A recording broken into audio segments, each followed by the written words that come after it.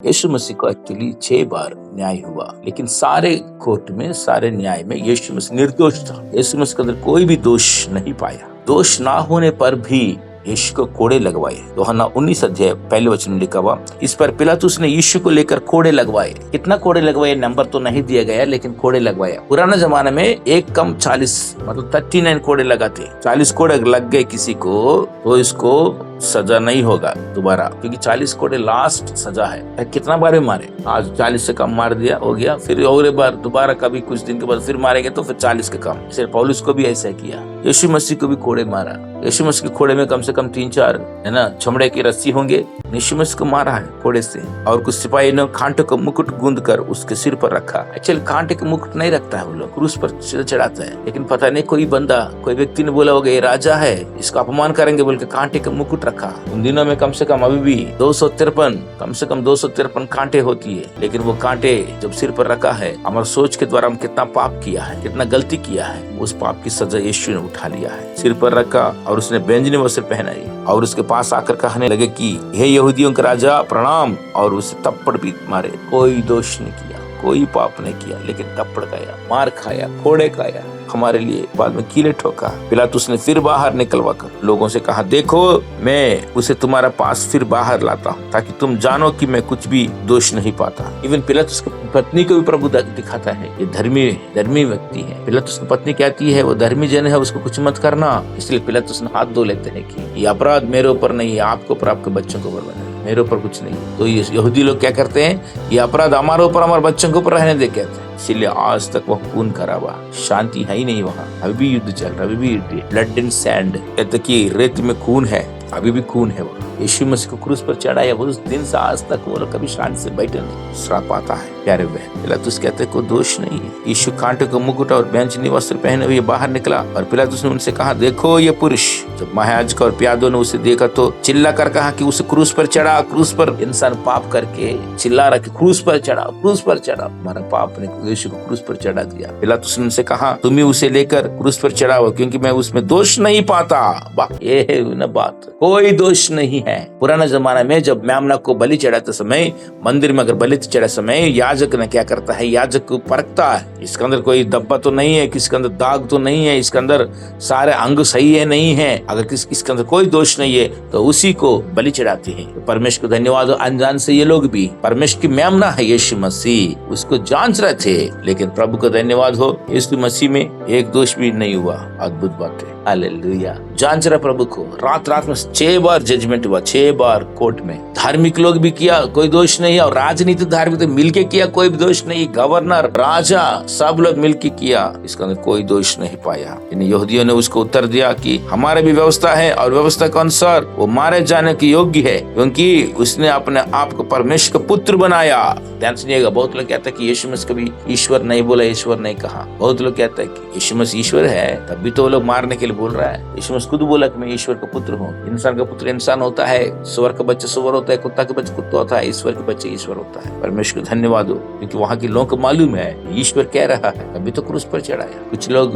बोल रहे हैं कि यीशु मसीह कभी नहीं कहा यीशु कहा, मैं ईश्वर को बोल कहा। जब पिलातुस ने ये बात सुनी तो और भी डर गया। लेकिन एक बात बताओ, पिलातुस तो यीशु मसीह को सजा दे दिया, लेकिन एक समय आएंगे यीशु मसीह खुद राजा बन के जब आएंगे, ये पूरा दुनिया का न्याय करेंगे, तब पिलातुस का हालत देखना। पिलातुस बोले, प्रभु मुझे मालूम नहीं था, मैंने आपको सजा दे दिया, लेकिन अभी आपके सामने मैं खड़ा हूँ, उस समय इसकी हालत देखना। पिलातुस को डर लग गए, गालट पत्नी बता दिया कि ये धर्मी है, और फिर किले के भीतर गया और इसी से कहा, तू कहाँ है। देखो अब दोबारा पूछ रहे, देखो मतलब अभी तक इसका मालूम भी नहीं है वो कहाँ का है। पर यीशु ने उसको कुछ भी उत्तर ना दिया। पिलातुस ने उससे कहा, मुझसे क्यों नहीं बोलता? क्या तू नहीं जानता कि मुझे छोड़ देने का अधिकार मुझे है, और मुझे क्रूस पर चढ़ाने का भी मुझे अधिकार है, लेकिन मेरे पास पावर है। पिलातुस अपना घमंड कर रहा है, अपना पावर दिखा रहा है प्रभु के सामने। लेकिन प्रभु कहते, यीशु ने उत्तर दिया कि यदि तुझे ऊपर से ना दिया जाता तो तेरा मुझ पर कुछ अधिकार नहीं होता। वाह, प्रेज़ द लॉर्ड। ये अधिकार पिता परमेश्वर ने दिया है। अगर पिता परमेश्वर ने अधिकार नहीं देते ना तो मुझ पर तुझे कुछ मतलब ही नहीं है। इसीलिए जिसने मुझे तेरा हाथ पकड़वाया उसका पाप अधिक है। फिर उसने यहूदियों के बारे में बोल रहे हैं, यहूदा ने यीशु को पकड़वा दिया। एक जगह में प्रभु प्रार्थना करते हैं, वो नहीं पैदा होने से अच्छा है, क्योंकि उसकी नरक की सजा खतरनाक है। प्रभु को धन्यवाद प्यारे बहन, प्रभु यीशु मसीह कोई दोष नहीं था, हमारा पाप यीशु के ऊपर आ गया। अनुभव नहीं है पाप करने का, झूठ बोलने का अधिकार नहीं, अनुभव नहीं है। हमारे पास तो बहुत अनुभव है, तजुर्बा है पाप करने का, लेकिन यीशु के पास कोई भी अनुभव नहीं है पाप करने का। इससे पिलातुस ने उसे छोड़ देना चाह रहा था, पिलातुस को छोड़ देना चाह रहा था। पिलातुस को प्रभु बोला था, ऊपर से अधिकार दिया गया तुझे, इसीलिए तू मुझ पर अधिकार चला रहे, तेरा मुझ पर कुछ अधिकार नहीं होता। इससे पिलातुस ने उसे छोड़ देना चाहा, परंतु यहूदियों ने चिल्ला कहा, यदि तू उसको छोड़ देता तो तेरी भक्ति कैसर की ओर नहीं, जो कोई अपने आप को राजा बनाता है वो कैसर का सामना करता है। ध्यान सुनिएगा, ये बात सुनकर पिलातुस यीशु को बाहर लाया और उस जगह एक चबूतर था जो इब्रानी में गब्बाता कहलाता है। इसलिए प्रभु यीशु मसीह की क्रूस की यात्रा गब्बाता से गोलगोथा तक, गोलगोथा मतलब जहाँ यीशु को क्रूस पर चढ़ाया, गोलगोथा जो है कि कुछ कहते हैं कि आदम का खोपड़ी उस पहाड़ के नीचे का था, और वो पहाड़ भी खोपड़ी जैसी दिखती है। जो इंसान की खोपड़ी है ना, खोपड़ी जैसी दिखती है, इस खोपड़ी के ऊपर क्रूस पर चढ़ाया। मतलब इंसान का खोपड़ी में जितना पाप है, उस पाप को उस पाप को क्रूस से प्रभु नाश कर दिया। इब्रानी में चबूतर था जो इब्रानी में गब्बाता कहलाता है, और न्याय आसन पर बैठा। इसलिए प्रभु यीशु मसीह क्रूस की यात्रा गब्बाता से लेकर गोलगोथा तक, इसके रास्ते में बहुत कुछ हुआ है। 10 बार गिरा है, 10 स्टेजेस होती है, अलग अलग स्टेज भी है इनका, अलग अलग मन में, दिमाग में, इतना बार 3 बार फिर के उठा। परमेश्वर को धन्यवाद। ये फसह की तैयारी का दिन था और 6 घंटे का लगभग था। तब उसने यहूदियों से कहा, देखो यही है तुम्हारा राजा। परंतु वे चिल्लाए कि ले जा उसे क्रूस पर चढ़ा। पिलातुस ने उनसे कहा, क्या मैं तुम्हारा राजा को क्रूस पर चढ़ाऊं? महायाजकों ने उत्तर दिया कि कैसर को छोड़ हमारा और कोई राजा नहीं। देखने कैसे बोल रहे हैं। चल, कैसर रोमन का था, रोमियो का राजा था, उस राजा को अपना राजा मान रहा है, खुद गुलामी में रहना चाहता है, यीशु को क्रूस पर चढ़ाना चाहता है। इतना नफरत से भरा हुआ ये अंधकार की काम है प्यारी बहन। तब उसने उसे उनके हाथों को सौंप दिया ताकि वो क्रूस पर चढ़ाया जाए। तब यीशु को ले गए और वो अपना क्रूस उठाई हुए उस स्थान तक बाहर गया, खोपड़ी का स्थान कहलाता है, और इब्रानी में गुलगुथा, ये कलवरी पहाड़ी के पास, गुलगुथा के पास। इसलिए गब्बाता से लेकर गुलगुथा तक यीशु की यात्रा हुआ। रास्ते में बहुत दिक्कत हुआ, प्यास लगा, क्रूस उठा के जाते समय रास्ते में प्यास लगा। वेरोनिका, सिस्टर वेरोनिका, बहन वेरोनिका ने यीशु का चेहरा पोंछा था, तो यीशु का चेहरा प्रिंट वो कपड़ा में आ गया। परमेश्वर का धन्यवाद। और रास्ता में इस क्रूस उठाने के लिए भी कुरेनियस के सीमोन ने मदद किया है क्रूस उठाने के लिए। एक दिन बात करेंगे कुरेनियस सीमोन ने, परमेश्वर को धन्यवाद, बाद में चर्च के लीडर बन गया, वो बेटा भी बड़ा लीडर बना। परमेश्वर को धन्यवाद हो, उसने मदद किया क्रूस उठाने के लिए। थोड़ा सा अद्भुत बात है कि प्रभु यीशु मसीह आपके कांधों, प्रभु आपके पाप, मेरे पाप को एक क्रूस के रूप में अपने कांधों पर उठा के गोलगोथा पहाड़ तक गया है। क्रूस लगभग 140 किलो लगभग होती है, लेकिन यीशु मसीह ने वो क्रूस को उठाया हमारे लिए। मैं सोचता कि वजन नहीं है, ये पूरा दुनिया का, मानव जाति का पाप का वजन, इसको हम गिन नहीं पाएंगे। इतना बड़ा वजन यीशु ने उठाया और पाप की सजा उठा लिया ताकि आपको और मुझको आजाद कर दे। परमेश्वर को धन्यवाद हो। पिलातुस ने एक दोष पत्र लिखकर क्रूस पर लगा दिया और उसमें ये लिखा हुआ था कि यीशु नासरी यहूदियों का राजा, इसलिए INRI लिखा होता है।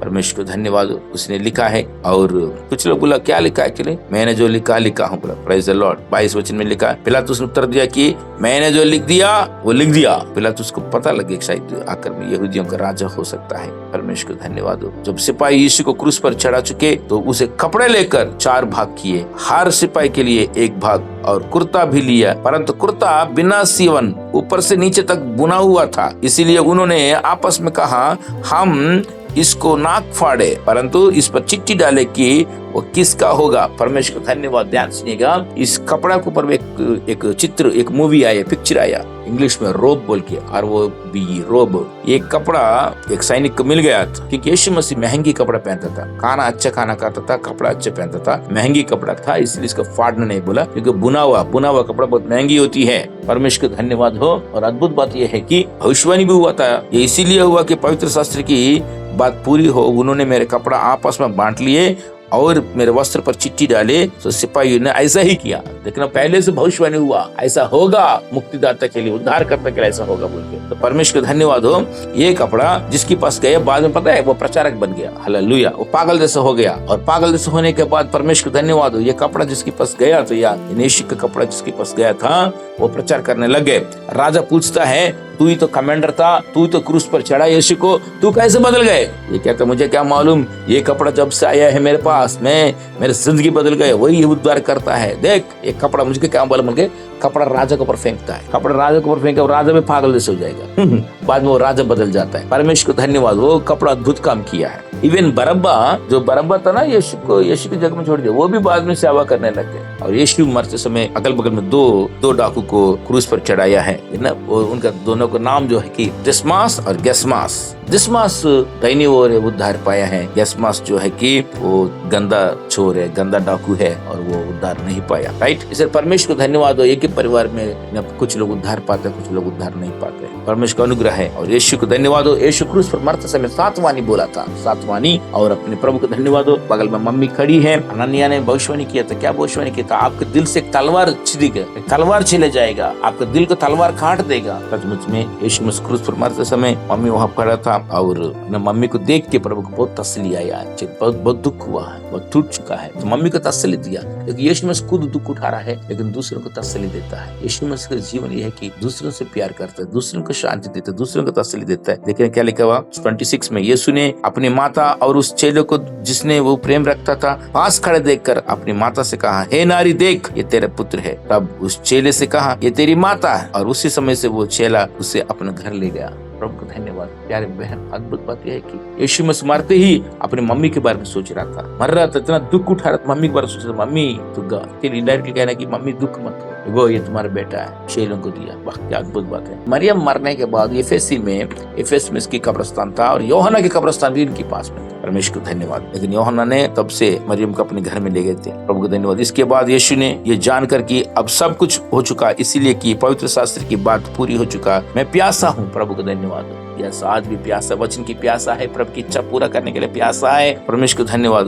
सचमुच में खुद की प्यास है। क्यों प्यासा है? कि जो नरक में जो आग होता है, जो नरक में हमेशा प्यास होता है, नरक में पानी नहीं मिलता है, तो नरक की सजा यीशु मसीह क्रूस पर उठा रहा है। क्रूस पर उठा के अभी भी बोलता है, अभी भी मैं प्यासा हूँ, अभी भी मैं दुख उठाने के तैयार हूँ। कितना भी दुख हो, कितना भी परेशानी, मानव जाति को बचाने के लिए मैं उठाने के, अभी भी मैं प्यासा। क्या बात है। इसलिए आपके अंदर, मेरे अंदर जोश होना चाहिए। हम कितना भी सेवा करें और भी प्यास होना चाहिए, और भूख होना चाहिए, और मैं सेवा करना, और मैं आगे बढ़ना। कितना भी प्रार्थना करा और प्रार्थना करना, कितना भी बाइबल पढ़े और पढ़ना, और प्यास होना चाहिए। यीशु मसीह क्रूस पे उठा के सब कुछ उठाने के बाद भी कहते हैं अभी भी मैं प्यासा हूँ। ये भूख होना चाहिए हमारे अंदर। परमेश्वर को धन्यवाद हो। वो लोग ने कुछ सिरका दिया था, सिरका लिया, लेकिन वो मतलब पूरा नहीं लिया। एक आकर पूरा हुआ और तब ने प्रभु कहा कि ये पूरा हुआ बोला था। मतलब जिस मकसद के लिए मैं आया हूँ वो सारे मैं पूरा कर चुका हूँ। इब्रानी 9:22 में लिखता है कि व्यवस्था के अनुसार हर एक वस्तु लहू से शुद्ध किया जाता है, लहू के बिना पाप की क्षमा नहीं है। इसलिए जो व्यवस्था के अनुसार जो भी लहू बहाना था मैंने बहा दिया, व्यवस्था को मैंने पूरा कर चुका हूँ, इसलिए पूरा हुआ बोलकर सिर झुकाकर प्राण त्याग दिया। ध्यान सुनिएगा, कोई भी जान छोड़ के सिर झुका देते, लेकिन यहाँ सिर झुका के प्राण दिया। सिर झुकाना मतलब संपूर्ण आज्ञाकारी हुआ, कंप्लीट ओबीडियंस, कंप्लीट सबमिशन, संपूर्ण आज्ञाकारी होकर अपने जान दे दिया। क्योंकि यीशु ने जब तक जान नहीं देगा इसको कोई नहीं ले सकता। यूहन्ना 10:18 में लिखता है, जब तक वो अपने जान नहीं देगा तब तक कोई भी इसको जान नहीं ले सकता है, लेकिन यीशु ने जान दे दिया। परमेश्वर को धन्यवाद हो। मेरे प्यारे बहन, यीशु ने साथ के लिए मेरे लिए सब कुछ दे दिया। और चोर भी थे, लेकिन उनको तो दोनों पांव तोड़ दिया था जब वो लाश उतार रहा था। यीशु मसीह को 2 तरह के चेले होते हैं, एक तो सीक्रेट चेले हैं, एक तो पब्लिक चेले हैं। लेकिन यीशु मसीह को कुछ सीक्रेट चेले भी हैं, तो मतलब गुप्त में रहने वाले चेले हैं। तो वो लोग आया है, यीशु का शरीर को उतारा है, गवर्नर से बात किया है ना। निकोदेमुस बोल के एक व्यक्ति है, वो आया। अरिमथी यूसुफ भी आया है, चलिए है ना। क्या लिखा हुआ 38 में, इन बातों के बाद अरिमथी के यूसुफ ने, जो यीशु का चेला था परंतु यहूदियों के डर से उस बात को छुपाए रखता था। ध्यान सुनिएगा, मतलब बहुत अमीर लोग भी, पढ़े लिखे लोग यीशु मसीह के चेले थे, लेकिन वो लोग समाज के डर के मारे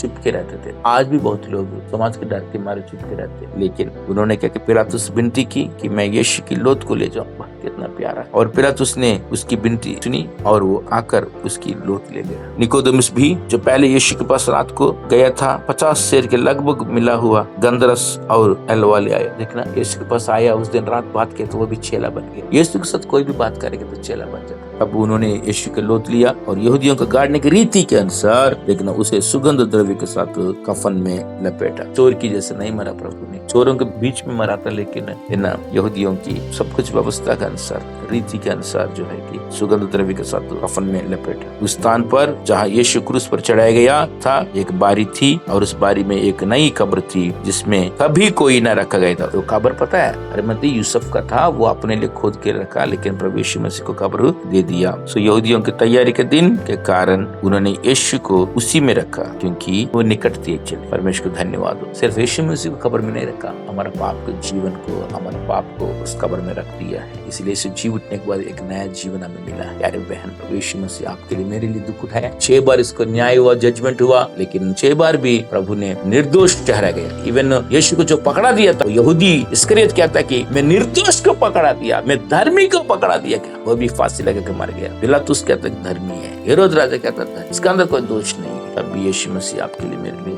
क्रूस पर चढ़ा, इसीलिए आप और मैं आजाद हो। खोड़े खाने से हमको चंगा हुआ। प्यारे बहन, परमेश्वर आप सबको आशीष दे। मैं आशा करता हूँ इस प्यार में हमें से बने रहे। रोमियो 5:8 में लिखा हुआ, परमेश्वर अपने प्रेम इस रीति से प्रकट किया, जब हम पापी ही थे यीशु मसीह हमारे लिए मरा। हाँ जी, आप और मैं पापी होने पर भी यीशु हमसे बहुत प्रेम किया। प्रभु यीशु मसीह हमसे प्रेम किया, और उस पर जो भी विश्वास करेगा अनंत जीवन पाता है। प्रभु आपका परिवार को बहुत आशीर्वाद दे। अगर आप विश्वास किया हो लेकिन आप क्रिस्तों द्वारा भी विश्वास नहीं किया तो उनके लिए प्रार्थना करना, प्रभु उनको भी आंखें खोले, खुदा वो भी तुझ पर विश्वास करके उद्धार पाए, यीशु पर विश्वास करके उद्धार पाए। Bless you. प्रभु आपका परिवार बहुत